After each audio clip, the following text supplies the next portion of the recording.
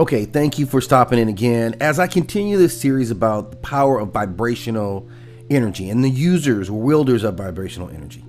And that brings us to the Bene Gesserit, the masters of voice and mind. This, of course, comes from Frank Herbert's Dune series. And they're very powerful organizational entities. No jokes here at all.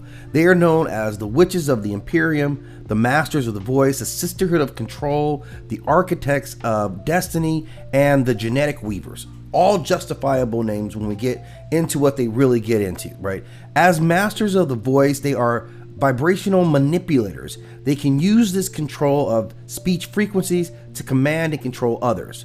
They're genetic strategists. They are engineers of human evolution, guiding bloodlines for over millennia. They are masters of psychological conditioning, physical training, and heightened perception. They operate in the shadows, subtly influencing the galaxy's fate on a huge, massive scale.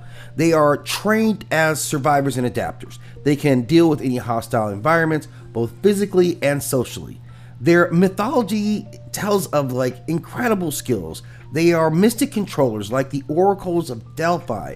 They shape history through knowledge and unseen influence. They're called the hidden hand and function as a manipulative force, kind of like the Fates of Moria, like weaving the destiny of humanity through some selective breeding, guidance, manipulation of warfare, and power. They are warrior sages, as we would refer to Amazonians or Shaolin monks. They hone their mind and their bodies to perfection. They are capable of both diplomacy and straight out combat. And in terms of their abilities, they wield this voice, which is an advanced technique of vocal resonation that manipulates the nervous system, ultimately compelling obedience or influencing perceptions. They use a Prana-Bindu, which is a body mastery technique that gives them near superhuman physical control, heightened senses, and precise movements. They have this truth sense, so they are always aware of deceptions, and they've been guiding bloodlines towards prophecy for thousands of years, making sure the right families are matched up together to have new breeds of leaders and rulers. They also wield a massive amount of political influence and shadow governments. They use manipulation, persuasion, foresight, and they can influence leaders without directly being in control themselves. And a high level of combat skills. They're not warriors in the traditional sense, but they are highly trained in martial arts and self-defense, capable of neutralizing opponents with precise movements.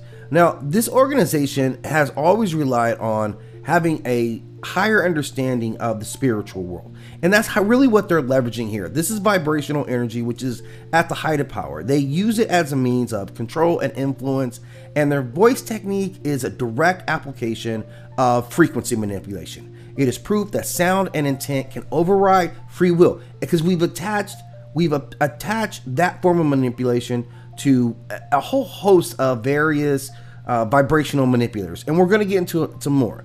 They have mastery of breath, muscle, resonance, and speech patterns, and it makes them just a living tool of the creation tool.